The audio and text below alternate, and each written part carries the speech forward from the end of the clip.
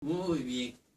Estudiando la sección del día lunes, nos encontramos con estas palabras, las cuales son esclavizados a los rudimentos del mundo. ¿Qué significa esto? Después de comparar su relación con Dios, con los hijos y los herederos, Pablo ahora se explaya en esta metáfora acerca de la herencia. Y él está diciendo, la terminología de Pablo evoca una situación en la que el dueño de una hacienda lo que hace es, después de morir, deja toda su propiedad a su hijo mayor. Pero no solamente esto, este hijo mayor, que es el mayor, todavía está menor, y como está menor, entonces ese hijo necesita de tutores, necesita de maestros, necesita de mentores, necesita de alguien que lo guíe para que él crezca y cuando sea grande reciba la herencia por completa, ahora ya adulto. Ahora, su hijo debe estar bajo supervisión de tutores, curadores, hasta alcanzar la madurez.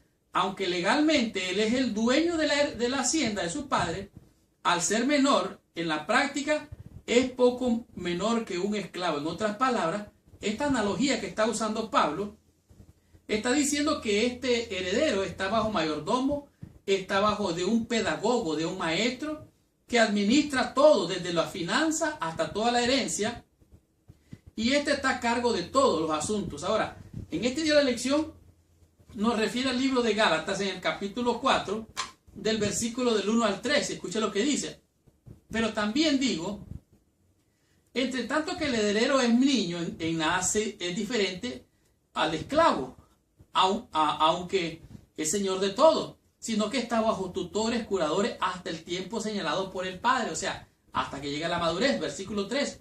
Así también nosotros, cuando éramos niños, estábamos en esclavitud, bajo los rudimentos del mundo.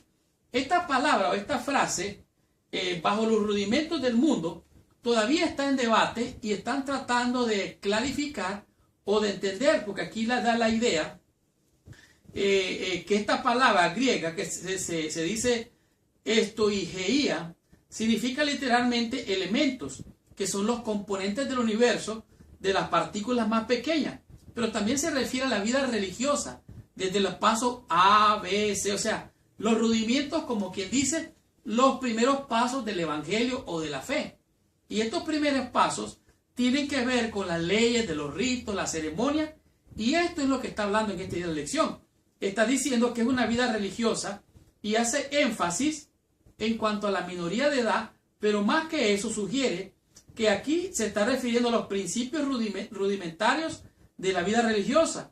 Debe ser así. Pablo está diciendo que el periodo del Antiguo Testamento, con sus leyes y sacrificios, eran meramente un evangelio elemental que esbozaba las bases de la salvación. O sea, los ritos, los sacrificios, era el evangelio en miniatura.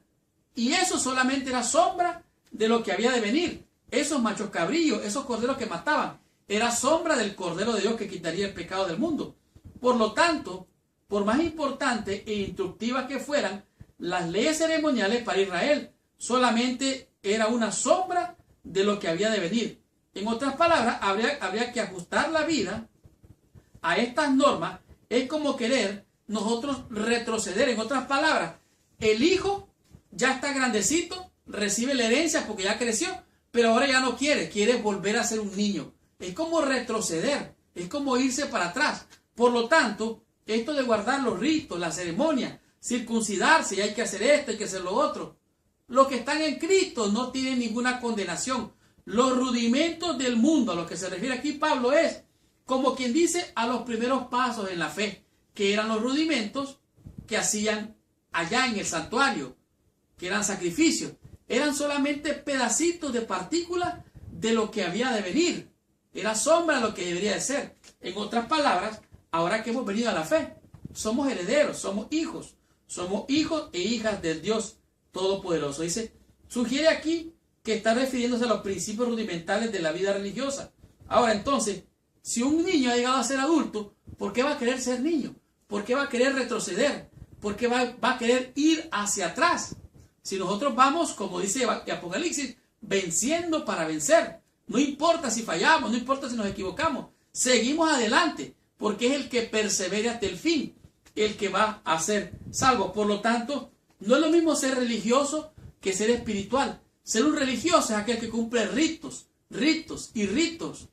pero no espiritual. Es alguien que ha llegado a la madurez, a entender todas estas cosas. No es lo mismo la doctrina que la teología. La doctrina a ti te encierra, te esclaviza a un mundo de doctrina, pero la teología te hace conocer a Dios cara a cara.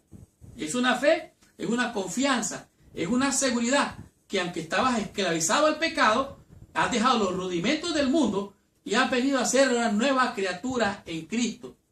Porque todo aquel que ha venido a Cristo, de Cristo está revestido, ha pasado de muerte a vida y ninguna condenación hay para los que están en Cristo. Por lo tanto, veamos qué nos dice la lección en el día martes y descubramos por qué Dios envió a su Hijo.